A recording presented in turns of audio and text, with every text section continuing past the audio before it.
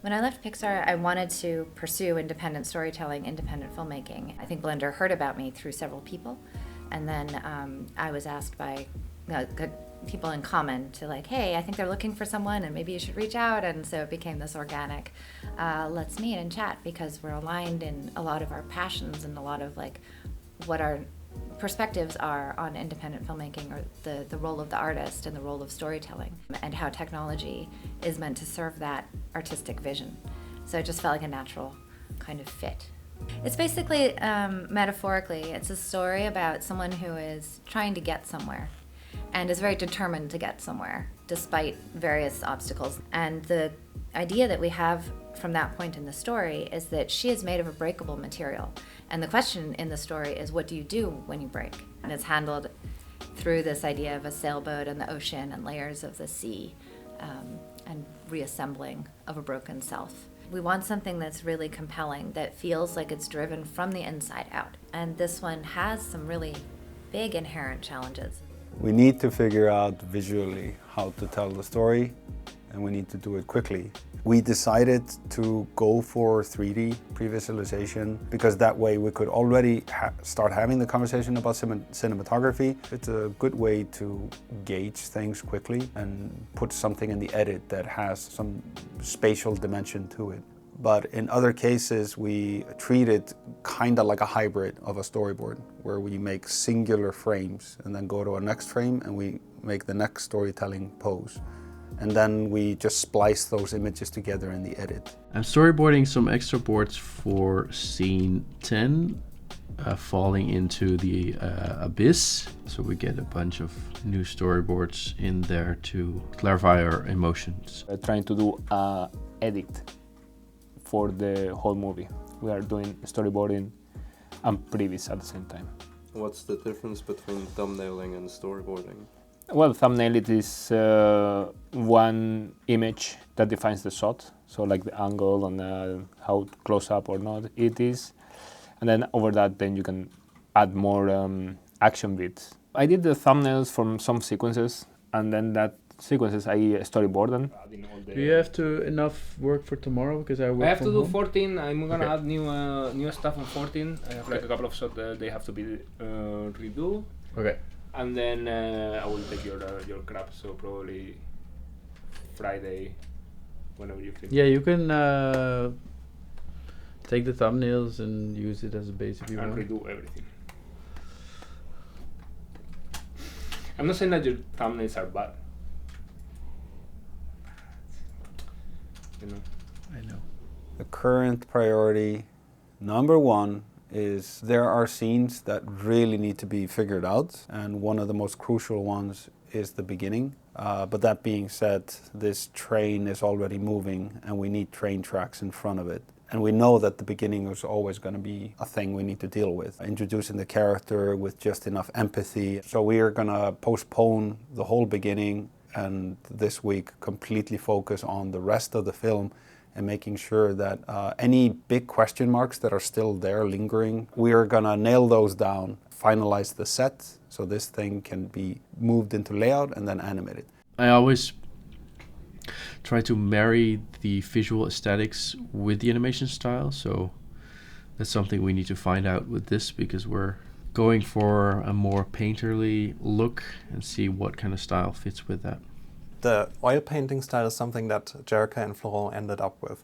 And it was basically about those deep, rich blacks that you can get in oil painting, because we're trying to depict something that's in the ocean. It's very dark and very mysterious, and there's a lot of depth in the colors and in the shadows. The tricky thing is because nobody here is a classically trained oil painter. So the look that we're coming up with right now is more painterly, I would say. It's not strictly just oil painting. Our studio has such a variety of skills that I feel like it's gonna be a bit more of a hybrid in the end. It's surprising how far we got in as little development time that we put in so far, and I feel like we can push it much further. Anyway, you see it? It's good? Yeah. Okay. I'm waiting for Jericca. But you're detailing me too much. You're telling me my stuff is too detailed. I just put like one image per shot or 2? I know. I had some more time. She's not here yet, so I draw some more pictures. I can hear you complaining. He complains that I work too hard. Okay. I'm complaining. No, I'm complaining. He said like my stuff is too detailed, and later he has like a blocking already. And that's why he has what? A blocking of the animation. That doesn't make any sense. He's selling these. That's because that's the thing. He's putting in all the colors and whatnot. Well, yeah, you don't have to do that. I'm not putting colors. I tell you. I just feel. Do not shame him. Do not shame him. He's learning. It's good, bro. It's good. But they're doing thumbnails. I'm doing thumbnails too, but you There's can. not no thumbnails. There's a Look. blocking. Oh, do you make the differentiation of the characters there? No. Who is the whale and who is the? Now it's a thumbnail. Have you been following the character design? Because he was putting already too much information. So that's already storyboarding. It's the first time I'm doing this. So. See, at the beginning of the scene, she's gonna be looking at the whale. So the whale, she will pass somewhere here, like, shh. So she's deciding to, I can do it. And she starts to walk, but it's painful, almost limping. And then she collapses on the rock. She tries to climb it, but she cannot do it. The whale is encouraging her. She gets up, and then she starts to climb. She's climbing.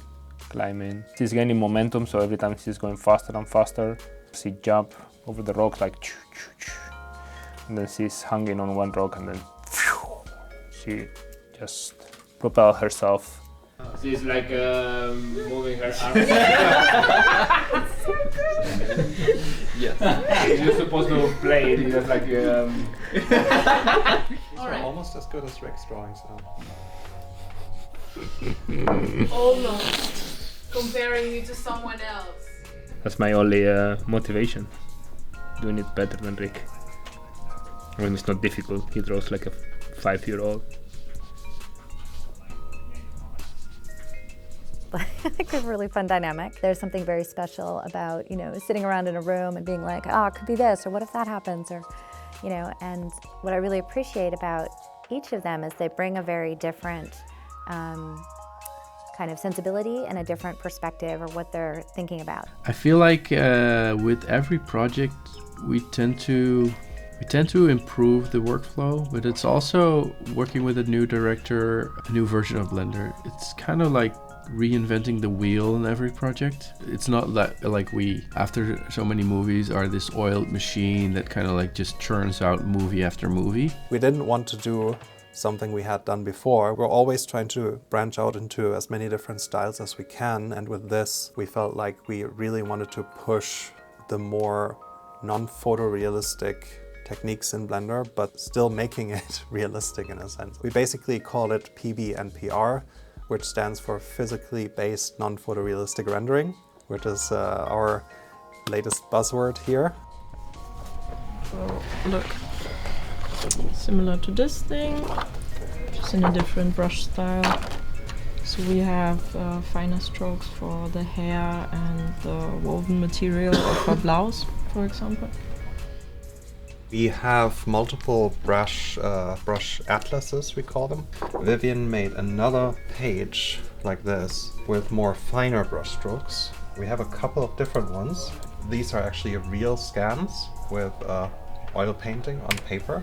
Now with this newer one, we want to actually use it for hair because it's these very fine, thin strokes that are going to be great for hair and that kind of stuff, and trying different materials. For our shading process, we're trying to pick different materials, not just through a single texture to give it structure, but actually with the strokes. And we have this grid. So these are for short strokes, and then medium, longer, and these are going to be mapped to different stroke lengths. And these are just random variations. So what I need to do is conform it to the atlas that we are using, so our shading and geometry node setup can identify which area of the texture is actually a stroke.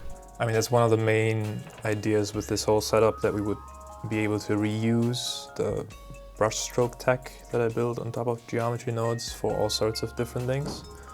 That's also what we've already been doing for the tests that Andy has been creating for Mikasa, the shading, where some of the brush strokes are generated automatically on the surface with some flow map that you can paint in. Some are generated more manually, where we actually draw in lines that turn into brush strokes, and then you can just add some more modifiers to like duplicate them or whatever, but at the end of the day it's all using the same brushstroke meshing system from geometry nodes.